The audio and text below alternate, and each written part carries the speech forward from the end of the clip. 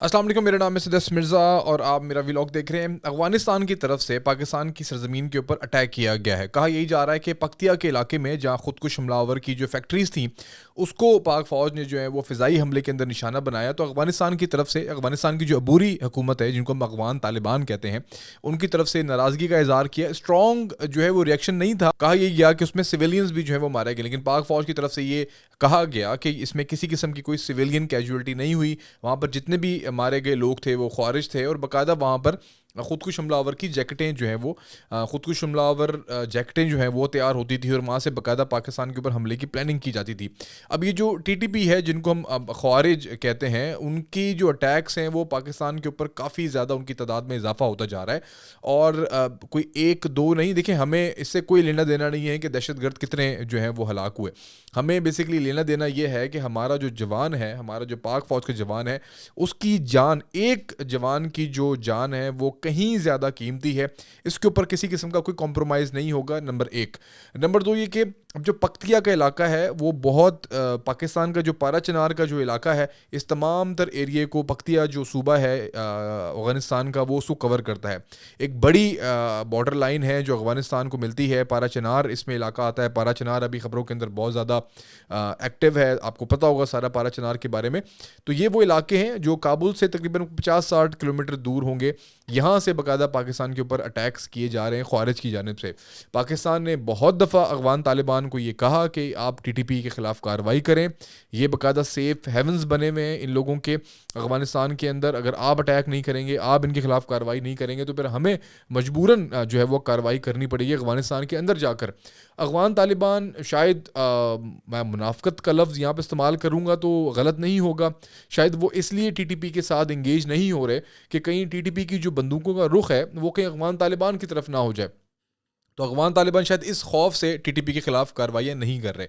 अब जो टीटीपी है, अफ़गान तालिबान को एक और इसमें खौफ ये है कि कहीं टीटीपी आईएस के साथ जो है वो शामिल ना हो जाए। उसके बाद आईएसआईएस जो है वो हमारे साथ, अफ़गान तालिबान के साथ ऑलरेडी इंगेज है और उस पर हमले अभी अफ़गानिस्तान के जितने हुए हैं अफ़गान तालिबान के ऊपर, वो आईएसआईएस ही उसको क्लेम करती रही है। तो अगर ये ग्रुप भी आईएस के साथ अगर मिल जाए या किसी दूसरे मुल्क में जाके, तो अफ़गान तालिबान को एक मज़ीद जो है वो ख़तरा लाहक हो सकता है। तो ये एक रीज़न भी हो सकता है कि वो टीटीपी के ख़िलाफ़ कार्रवाई नहीं करी। लेकिन पाकिस्तान के ऊपर जिस तरीके से टीटीपी के हमलों में इजाफा हुआ है, ख़ास तौर पे अफ़गान तालिबान की जो अबूरी हुकूमत है उसके बाद आने के बाद, तो वो ज़्यादा संगीन है।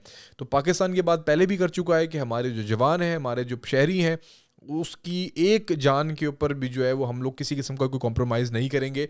और फिर जो जहाँ से प्लानिंग करेगा, जो जहाँ से अटैक करेगा, हम वहीं पे जाके उसको मारेंगे। तो इसलिए मुख्तलिफ सर्जिकल स्ट्राइक्स जो हैं पहले भी होते रहे। मार्च में या अप्रैल में शायद अटैक हुआ था, उसके बाद अभी ये रिसेंटली अटैक हुआ।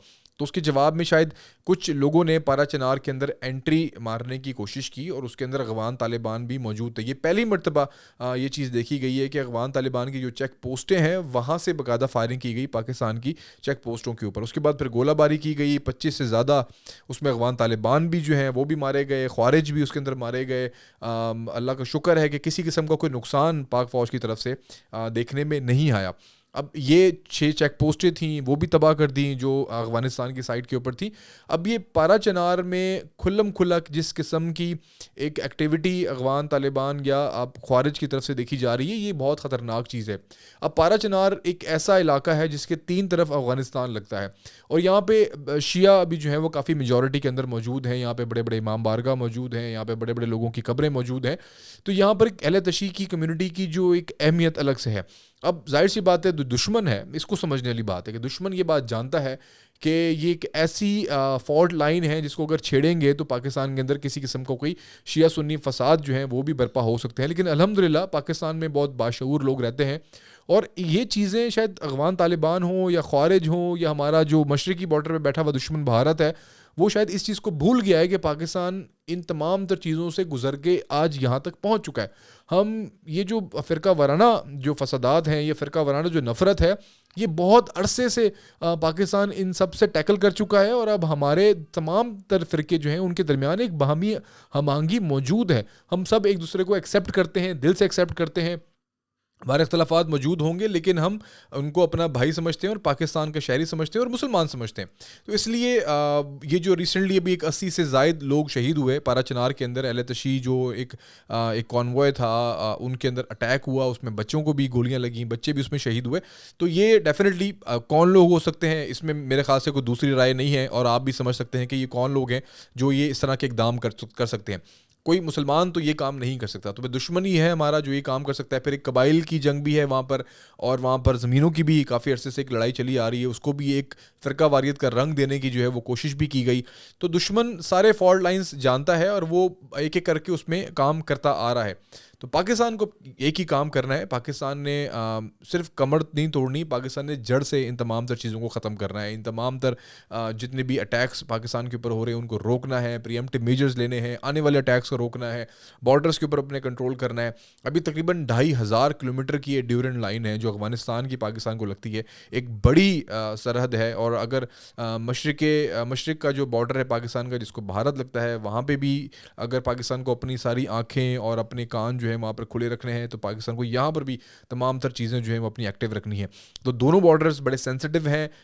یہ زیادہ مشکل بارڈرز ہیں کیونکہ پہاڑی علاقے ہیں، سرد علاقے ہیں اور خطرناک ٹرین کا قسم کی یہاں پہ جگہ ہیں، تو یہاں پہ زیادہ مشکل ہے. لیکن پاکستان ویجلن کی وجہ سے، کیونکہ بہت زیادہ پاکستان ہائیلی ایکٹیو ہے اس بارڈر کے اوپر، جب سے امریکہ جو ہے وہ افغانستان کو چھوڑ کر گیا ہے اور اب پوری حکومت افغانستان کی آئی ہے جس کو پاکستان سپورٹ کرتا ہے اور پاکستان اپنا بھائی سمجھتا ہے. اور پاکستان پہلے کہہ چکا ہے کہ ہمارا برادر ملک ہے افغانستان، اور وہاں پر جو بھی حکومت ہوگی پاکستان اس کے ساتھ بھائیوں کی جیسا سلوک کرے گا.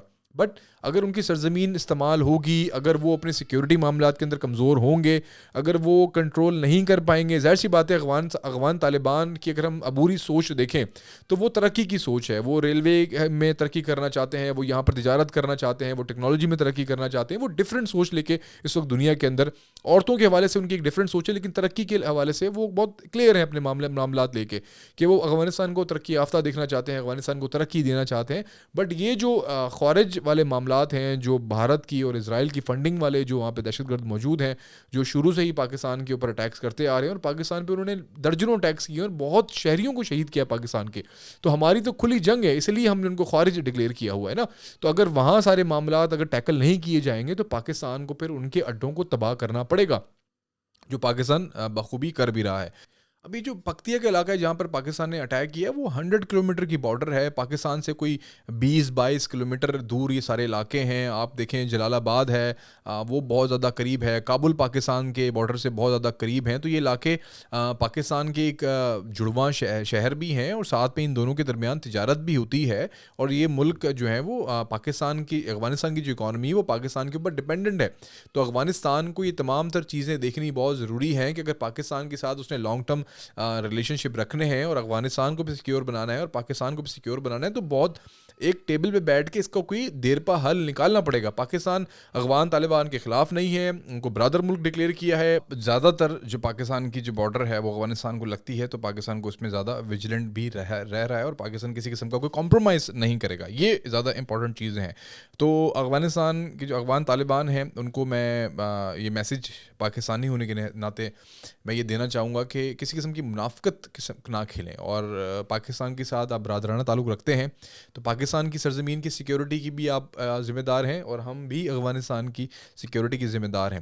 یہ دو ملک صرف ایک بارڈر ہے جو اس کو دو ملکوں کو الگ کرتی ہے. تو ہماری جو لینڈز اگر شیئرز ہوتی ہیں تو ہم دونوں کی ذمہ داری ہے کہ وہاں پہ رہنے والے لوگ جو ہیں ان کی سیکیورٹی کو یقینی بنائیں. تو مجھے امید ہے کہ افغان طالبان اس کے اوپر جو ہے وہ عقل و فہم کا جو ہے وہ مقابلہ کریں. اور یہاں پر ایک بات کی جا رہی ہے کہ افغان طالبان نے امریکہ جو سپر پاور ہے یا رشیا سپر پاور ہے ان کو شکست دے دی، تو پاکستان کے ساتھ بھی وہ ایک لانگ ٹرم جنگ میں جا سکتے ہیں. یہاں پر یہ بات جو ہے وہ اس لیے احمقانہ ہے کہ Pakistan has to defend their own land.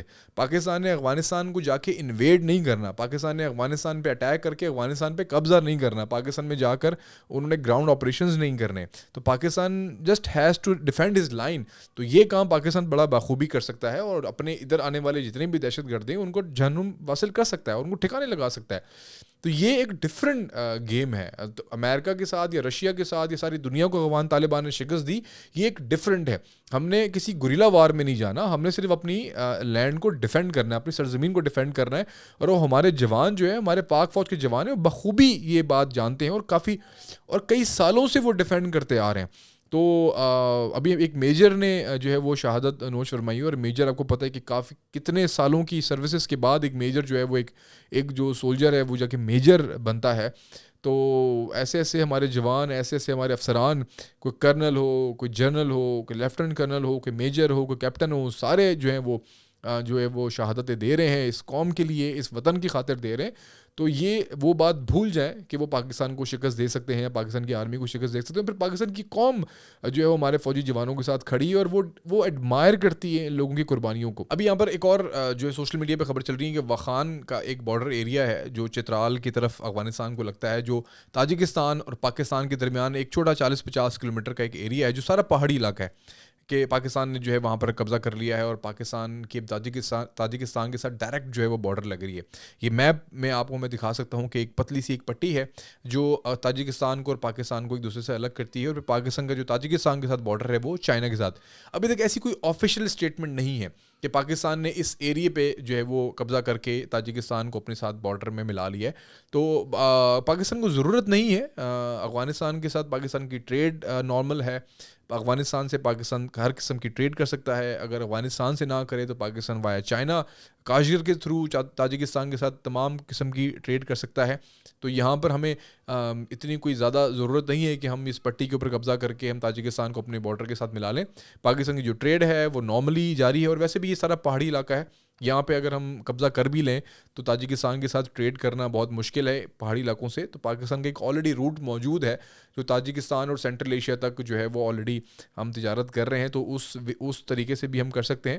لیکن اگر کسی کی خواہش ہے کہ وہ تاجکستان کا جو ہے وہ ڈائریکٹ بارڈر بننا چاہتا ہے تو اس میں کوئی مسئلہ نہیں ہے. بٹ ابھی تک ایسی کوئی آفیشیل اسٹیٹمنٹ نہیں ہے، یہ صرف سوشل میڈیا تک جو ہے وہ یہ ساری خبریں آ رہی ہیں. ابھی تک کوئی آفیشیل آپ نے کسی بھی نیوز پیپر میں یا کسی بھی آفیشیل کی طرف سے آپ نے یہ خبر نہیں دیکھی ہوگی. تو میں تو آپ کا host Asad Yasir Mirza. Situation Afghanistan Pakistan border کے اوپر جو کرنٹ سچویشن تھی اس کے حوالے سے یہ ولاگ تھا. اگر آپ کو پسند آیا ہو تو کمنٹ کر کے ضرور بتائیں کہ کیسا لگا آپ کو، اور لائک کر کے سبسکرائب کر کے چینل کو ہمیں ضرور جو ہے وہ اپریشیٹ کریں، اور یہی آپ ایک ہیلپ ہماری کر سکتے ہیں. اللہ حافظ.